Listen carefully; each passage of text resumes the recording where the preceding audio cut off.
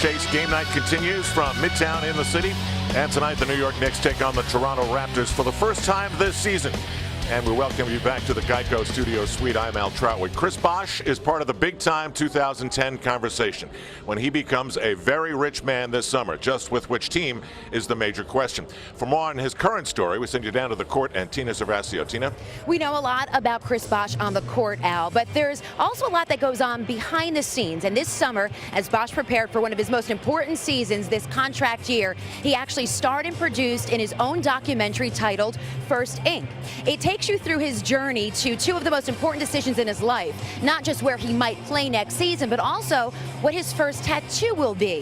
Here are some clips from the documentary, as well as my conversation with Bosh from this morning's shoot-around.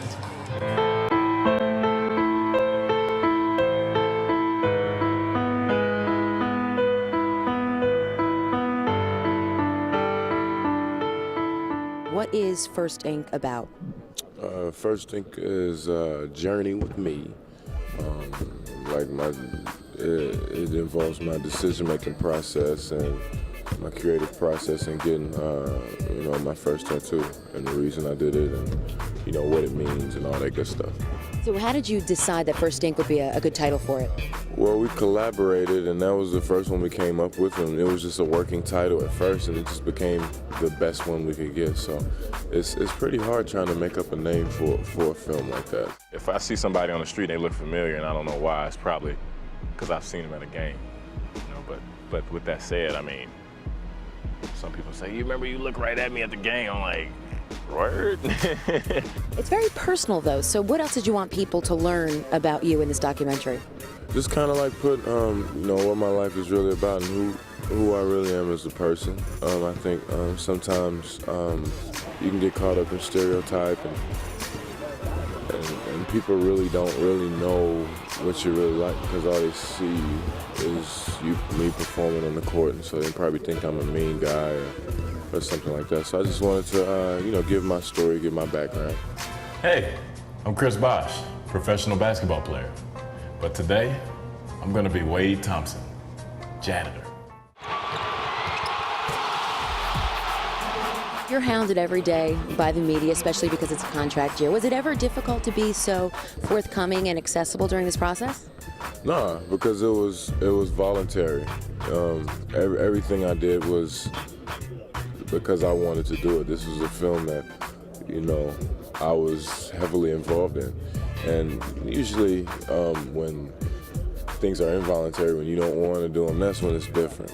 But these are things that I wanted to do, that I wanted to ask, questions that I wanted to answer, and I wanted to get across and let people know, my real thoughts and how I feel. Was there any point during the Olympics where you, LeBron, and Wade sat down and kind of laughed about it and was like, this is going to be crazy this year?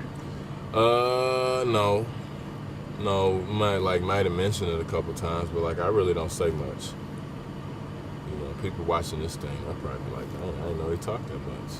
Because I don't too much say anything really around people I'm not that familiar with. I'm familiar with those guys, but not familiar. We've never sat down and yo, let's go to dinner or something like that. It's just I don't know, it's different. They're more so associates, not friends yet. Each day is like a chapter. What was your favorite day, looking back now that it's all put together? I would say the actual day of going into the shop, because I hadn't felt a feeling like that in a while. I was kind of anxious, nervous, excited, all these things bunched up into one, and it was genuine feeling because, and it was so difficult because that's what we were trying to capture the whole time, and it's not easy.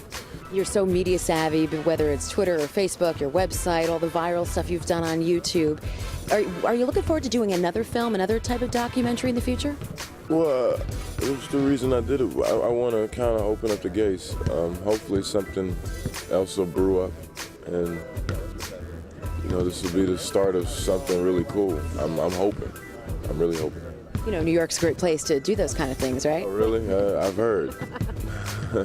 What are some of the things you like about New York City?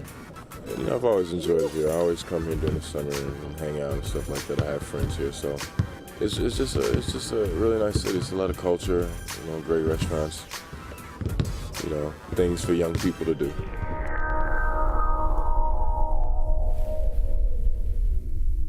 So just like Chris Bosh won't tell us his decision on where he may play next season, we don't quite know exactly what the tattoo looks like yet either. It's not finished. He still is in the process of creating this collage of tattoos, a lot of images that represent what he's all about, including music notes because of his love of music, Al. And also, if anybody wants to see this full documentary, it's only available in the U.S. online, and it's on his website, of course, chrisbosh.com. Now, Tina, he had to battle to get that website, didn't he?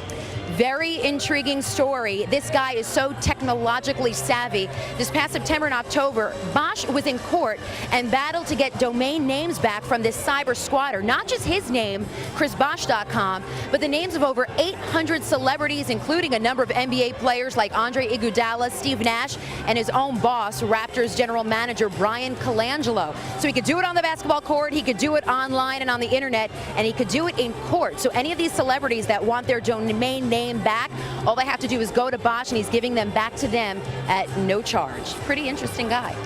And he has a lot of things, but he's not Italian, Tina. Okay, we'll hear more from you a little bit later. And we return to Italian Heritage Night here at Madison Square Garden. With the many Italian connections we have, they do bring an interesting debate to mind. Bargnani, Gallinari, all part of the conversation here on Chase Knicks Game Night. It's the Knicks and Raptors tonight on MSG.